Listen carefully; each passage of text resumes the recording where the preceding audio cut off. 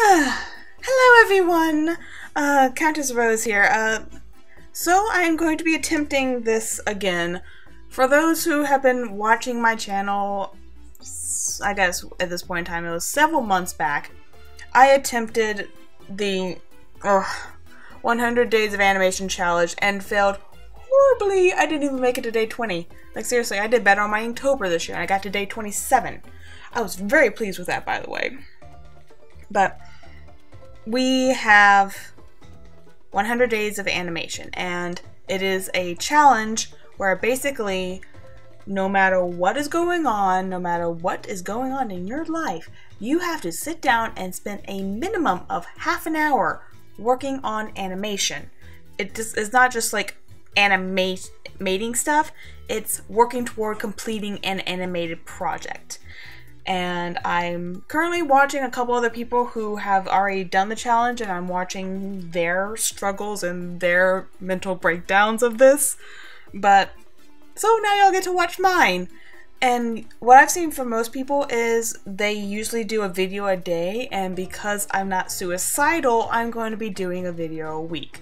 Because I work a full-time job where I have no access to my drawing abilities or my drawing tablets, or even a freaking piece of paper and a pencil to work on stuff. So, thank you, work, you can go suck it. But, so I'm basically recording myself in the morning when I wake up before I go to work. We have basically my work flow for this week. I had a project on the back burner for a little bit, which is basically my scene for the Cuphead Reanimated series. So my goal for this challenge was to finish that and to get as much as I freaking can on my own personal project. Now the footage you're seeing right now is actually not just week 1, it's actually day 1 through day 8. So it's a week and a day. And the only reason why I'm adding the second day in is because I actually finished my first project within a week. Mind you, it's 1 second. Well, technically it's 30 frames of, it's slightly over a second. It's like 1 second, 0.07 is the actual timestamp on it. But I got it done, guys, in a little over a week. And I actually spent more than an hour, I spent more than half an hour. Most days I was averaging actually 40 minutes to an hour working on this stuff. So basically, I completed this in 8 hours, but that's actually good because prior to this, I would sit down for blocks of like 4 hours and get hardly anything done.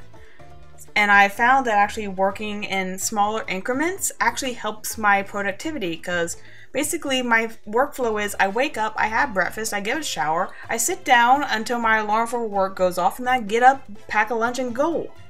And it's just like, it's a de-stressing time. It's a time for me to calm down, actually wake up in the morning and be calm before I go into, and if you're friends with me or you see me rant on Twitter, you know that my job is shit. It pays, but it's shit.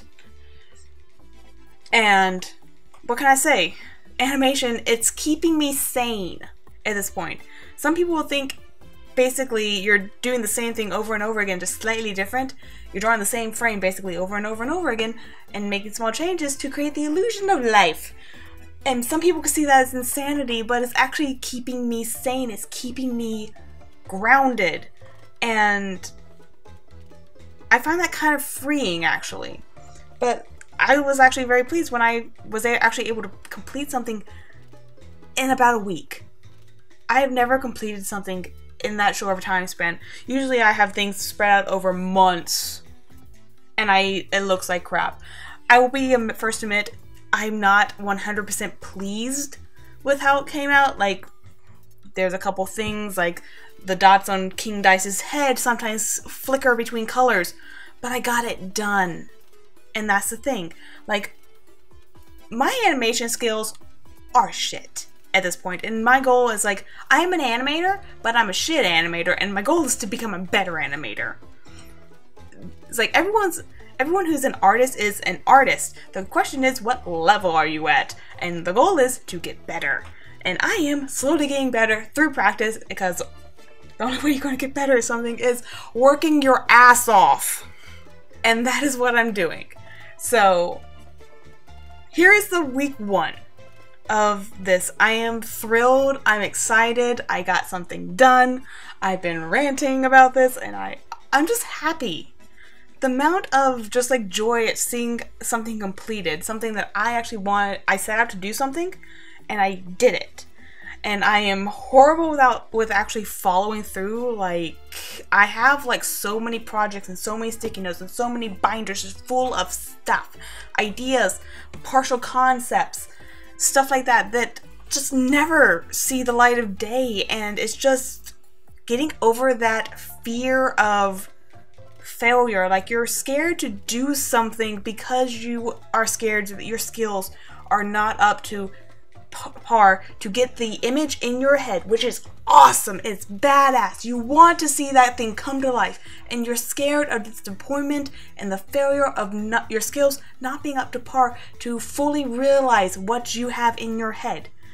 And you just have to get over that. You have to put pen to paper, because as long as you're just sitting there and doing nothing from fear, that idea is going to stay in your head. It's never going to come to life. It is always going to be there, and it's going to slowly wither and die. So that's another reason why I write everything down. I have had so many ideas. I'm just like, oh my gosh, that was awesome. What was the complete thought process I had for that? Because good lord. But yes, it's like, you just have to get up and do stuff, and this is something that this challenge does. It's kind of like the other art challenges, like Inktober or Drawtober, or heck, any of those like daily challenges. It's basically to get you in this mindset and get you into the process of doing. You have to do to get better. You can't just sit there and wish and want and hope. You have to physically do it.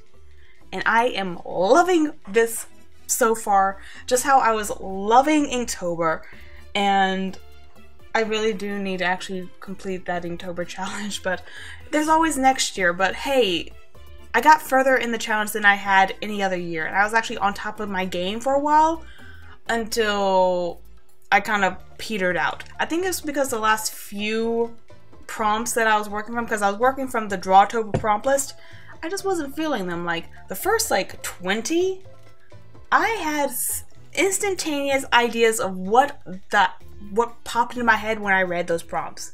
Because my process was, I didn't pre-look at the prompt list.